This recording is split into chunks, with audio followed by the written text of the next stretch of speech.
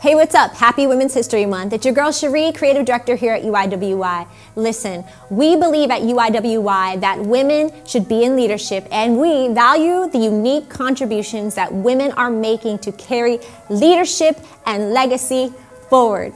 We also believe that youth need role models who can restore broken communities and systems. Listen, diverse leadership, ladies, has never been more important than it is today. And that's why UIWI is curating conversations like the ones you're about to hear about women in leadership to allow you the opportunity to celebrate the important roles that women play in our society and maybe identify some areas for improvement and focus. That's why we have these dope urban women leaders coming to the table to talk about things like, what's some of your leadership woes? How are you overcoming them? What's exciting you in life right now? Who is a woman who has shaped your leadership journey, and how are you carrying her forward? We hope you find these conversations powerful. Thanks for tuning in.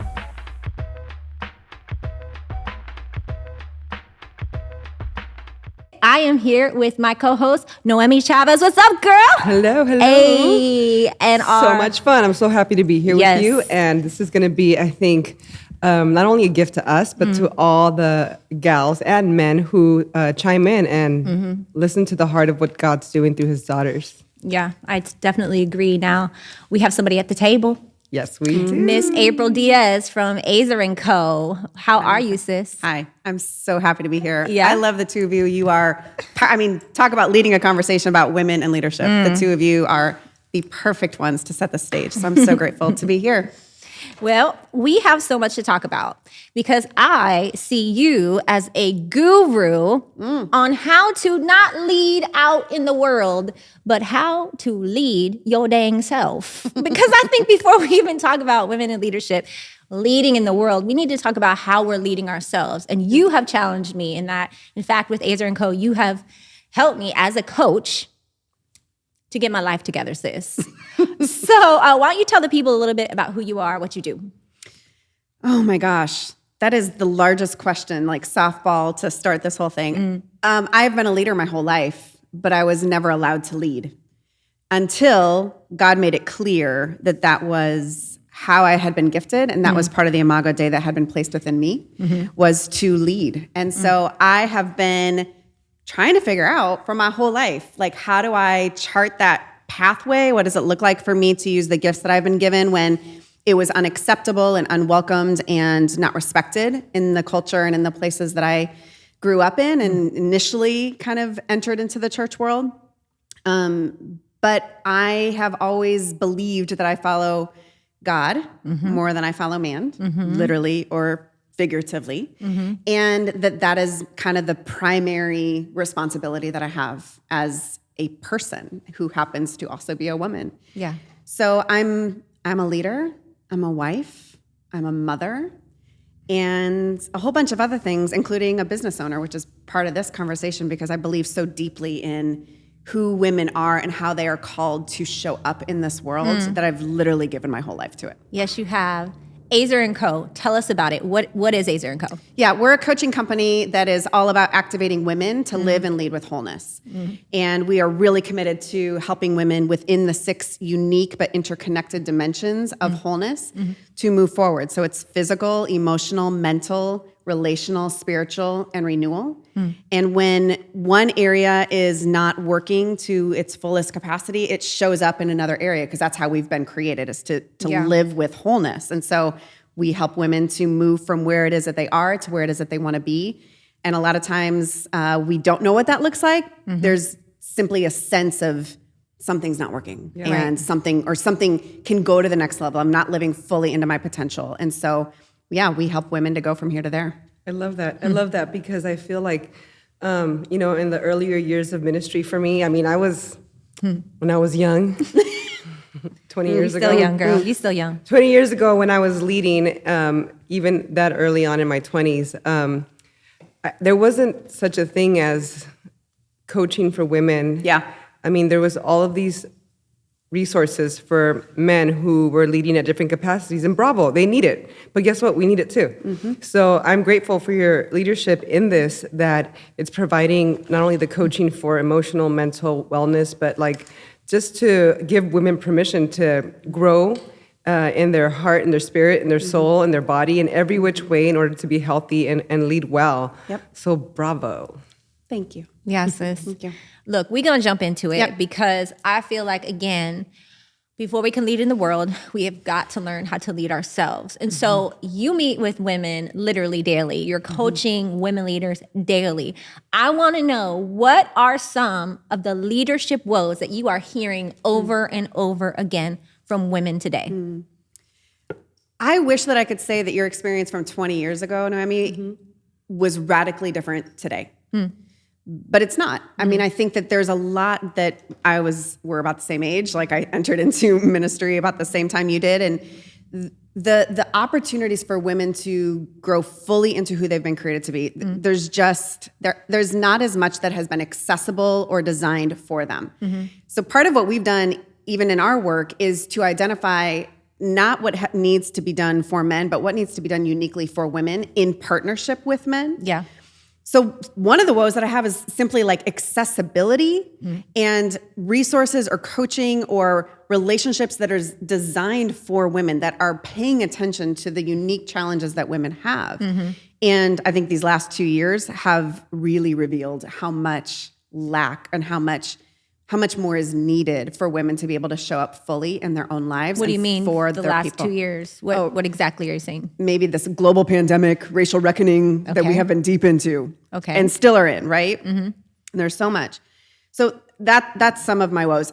Another, I think, huge thing that I hear over and over and over again, multiple times a week, is how committed women are to others even more deeply than they are committed to themselves. Yeah, that's a word. And so I am woeful, I lament, I am sad, I am convicted that not only do we need to put the oxygen mask on ourselves first, but we actually have to lead ourselves toward wholeness. That no one else is responsible for that. We are actually not even responsible for the other people. We're responsible to others, but we're not responsible for them. We're responsible for ourselves. Yeah. And so women, I want women to care as much about their own wholeness, their own healing, their own health, as they do about their children, their relationships, their ministry, their family. If we cared as much about our own as we did everyone else, I think it would tilt the conversation. You know, it's interesting because I've been doing a lot of work surrounding my family of origin and trauma and all of that stuff. And good work. I really have become aware that a lot of the sicknesses that we as women carry, the autoimmune diseases, are because we are not taking care of ourselves. We are holding stuff in our bodies too long. We're not caring for our mental health. We're not caring for our emotional health. We're not treating our bodies well. We're not getting counseling. We're not getting coaching. We're there for everybody else. And then we don't do anything until we can't be the wife we need to be. We can't be the mother we need to be. We can't be the pastor we need to be. And it grieves me, right? Because ultimately this conversation is important, ladies, because no matter how much you want to be a leader, if you're not taking care of yourself, Jesus says, you aren't going to be able to show up and lead. Jesus says in the Gospels, what is the benefit if you gain the whole world and you lose your soul? And I think that women are powerhouses, phenomenal, like there is none other, like as we care for and develop everything and everyone else. I mean, there's incredible beauty that is happening there. But what is the benefit if you do it for everyone else, but in the process you lose yourself, or you don't know who you are, or you don't really live into the full potential of who God has created you to be? And I mean, that's a huge woe. That grieves my heart, and I think grieves the heart of God, because at the end of the day, like it is me, myself, and I that will stand before God to take account for my life. And really the account for my life is living fully into who God has made me to be. Yeah. Pastor Naomi, have you experienced a season in your life where it was hard for you to take care of yourself while also being a pastor and taking care of other people in your congregation, in your community, in your family. Tell us a little bit about that story. Okay, there's more seasons. A way of life. Let's go. A way of life. No, I think that right along the same lines of what April is saying, it's really important that as women, we do care for ourselves first before we care for everybody else. And we want to do this for the long haul. Yeah. And I had to learn that lesson the hard way. You know, I unfortunately burned myself out severely about 4 years ago. And it was so difficult because I really wanted to just be excellent for everybody else, for my children, for my home, for my husband, for the church, as a communicator, traveling, like I wanted to be excellent for all of it until I could not do it anymore. It's literally the year that I worked out the least, ate the most unhealthy, because I was just trying to get through my day and trying to survive. And so you either learn the lesson by crashing the way I did, or you learn from my lesson and you make the decisions to daily begin to commit to not only self-care, but soul care. If all we do is work out, eat healthy, and make margin for fun, it does absolutely nothing for our soul. So part of caring for yourself means investing in your time with the Lord and allowing that to be where you lead from as well. Let it be healthy, let it be good. I had to learn not to simply make time for Jesus so that he could give me something to give the people. I had to learn to make time for Jesus because Jesus is worth my time and because he's the best. Because you are worth it. And I'm worth it. And being with him does more for me than doing absolutely anything else. So it was a hard lesson, but it was a beautiful lesson. And it got me earlier on in life where moving forward, I plan to be here for a while. I'm not going anywhere. Yes, sis. Please. Yes. We need you, sis. So April, you have a wholeness assessment that I really want, if you're listening to this, ladies, I really want you to get. What's your website? Azerco.com/wholeness-assessment. Okay, we'll put a link in the bio. But I did that wholeness assessment before I walked into this year. Yep. And it took me through, ladies, how am I treating my body? Like, how much water am I drinking? How am I eating? How is my exercise? It took me through my meditation, my breathing. How long am I sitting sedentary when I'm working, right? Am I getting up every hour? I wasn't doing any of this stuff. Like, it was taking me through my spiritual life. It was taking me through my relationships. Are my relationships healthy? Are my friendships healthy? Do I have community? Am I nurturing community? What is my dreams? And how am I cultivating them? Or am I just sitting on them, hoping they're going to happen, but not making any steps toward them? When I looked at everything holistically in my life, I realized I had to make some drastic changes coming into this year. And I am making those changes. Yes, you are. And I am doing it not because I want to just like slay all day, be like a boss woman. You know, I'm doing it because I want to be a dope leader, because God's called me to be a dope leader. And I want to be a role model. I want to be example to young women, carrying her forward, carrying legacy of women that have been dope leaders. I want to carry it forward, but I can't carry it forward if I'm a hot mess. And so I really just, like you said, personal responsibility. I had to get myself together. This year is all about getting myself together, but it's not condemnation. What you've taught me, right? It's, you're worth it. Like, you're worthy. I'm worthy of that time. I'm worthy of loving myself. I'm worthy of being loved. Like, I'm worthy. I belong already. Like, I think as women, we spend so much time trying to belong when the Father's like, you already belong. Yeah. And if you operate from the space of I belong, it changes everything. Yep. So, girl, tell me about that. Like, I feel like you understand these things really, really well. Yeah, I mean, I understand it from a personal experience. Like, really, this work just oozes out of my own life and my own struggles, my own challenges, my own brokenness, my own time in therapy, all of that. But it also emerges from the stories of these women. I mean, I've coached over 1,000 people in the last 8 or 9 years, and a lot of them have been women. And hearing these stories and doing the work of, like, how is it that God has actually created us? Like, what's the science here? And then what's the art? Like, there's a beautiful, mysterious, messy thing about who we are as people. Like, we are three very different humans, but we also have a lot that is in common with each other because there's nothing uncommon to us, right? Yeah. We are connected and we belong together. So I think part of what I hear in your story, and I have a fairly front row seats to your own life. You're my friend. She's my girl. We're friends. Is that it's all about transformation. It's not about trying. It's not about proving. It's not about shame. It's not about trying to be you or the woman who got me into leadership. Like, it is about who God has made me to be and being transformed day after day. And transformation, how I best describe it, is a shift in purpose. It is being made new and shifting from who you are to who it is that you are intended to be.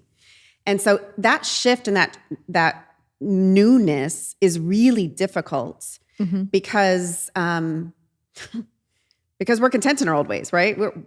The old self is hard to die. It's a safe place too, because we know it. Yes. It's comfy. But it doesn't It's those pajamas serve us. you wore all through 2020. They were nasty by Literally the end wore of the same 2020. outfit for Okay. like a year. Yes.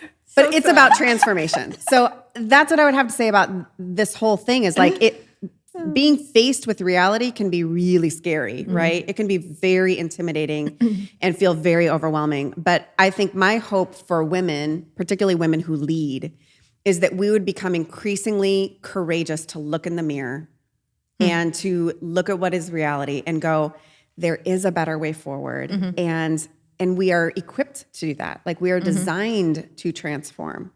So that is the way forward for us, particularly if we're going to take up space and leadership as God has gifted us and called us to do so. And Azerco is fully functioning. April is totally available. She is a coach, and she is coaching women on the daily. So where can they sign up? Like, what do you have going on right now? If women are listening right now and they're like, I need to like really, really get myself together, what do they do? How do they connect with you? Okay, so first I would actually say you don't need to get yourself together. Okay, sorry. See? Yeah. Language change. Right? And language is, we talk about Very language, important. right? We reveal ourselves in our language. So we don't need to get ourselves together. We're not trying to prove. We're not trying to shame. None of that is beneficial. There's an invitation into becoming more of who God has made us to be. So, go to azerco.com. That's the best place. We got all kinds of things going on. But ultimately, it's to activate you to live and lead with wholeness, because we need for you to show up at the leadership tables. We need you to design new tables. We need you to show up in random, places that don't exist yet, that God is inviting us to really equip and bring more of heaven on earth. Amen to that. Yeah. Gracias. So we're naming this content for Women's History Month, Carry Her Forward.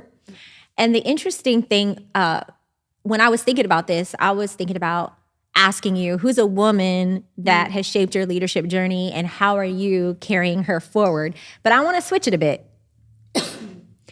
I want to switch it to say, April, when you look in the mirror and you see her, which is you, how are you carrying you forward, girl? What's happening right now? How are you carrying you forward? You are her. Oh, so good. The first thing that comes to mind is a presentness in my own body. Yeah. A rootedness and a connectedness to what is happening in my skin, what is going on in my heart, what am I feeling, being aware of God's presence with me. So a very, very much a grounding here and now, because I live in the future. I live in what is not yet. Like, that is my favorite place to be. But God is here now with us in this conversation, right? Yes. So that is first and foremost, is there's this calling and invitation for me to be here now. Yeah. Second of all, when I look in the mirror, I feel proud. I've done a lot of work internally in this business, as a leader, as a mom, as a wife. Like, I take those responsibilities incredibly seriously. I take great pride and great measure in how it is that I show up in my life. And so I feel proud of who I am today. I feel proud of who I've become. I feel proud of who I'm becoming. I feel a great sense of the best is yet to come. Yeah. But it's here. It's right here, right now. And Beautiful. so I'm very grateful for all of that. I love it. Woo! So we're going to close up here. Pastor Naomi, do you have anything you want to just share as we close? Yeah, I think that that's something that every child of God should aspire to, to be fully present and love who you are right now and embrace the process of becoming the better version of who God created you to be and commit to that, right? Like, and it's not just the better version, it's the discovery process of what it means to uncover the things God. And I'm grateful for your leadership in this and walking with so many people through that discovery. I believe that when we get to do this as leaders at different capacities and different spaces, God gives us like the honor of seeing people have those moments of aha in their lives. Yeah. Where they see themselves through a lens that is not belittling, but more so celebrating and also empowering, commissioning, releasing. So thank you for that, April. Yeah. It's a joy. Ladies, are you looking to level up your leadership? Well, we want you to check out UYWI's Next Level Leadership Coaching. It is available to you. We will match you with a one-on-one coach. For more information, go ahead and check out our website at uywi.org.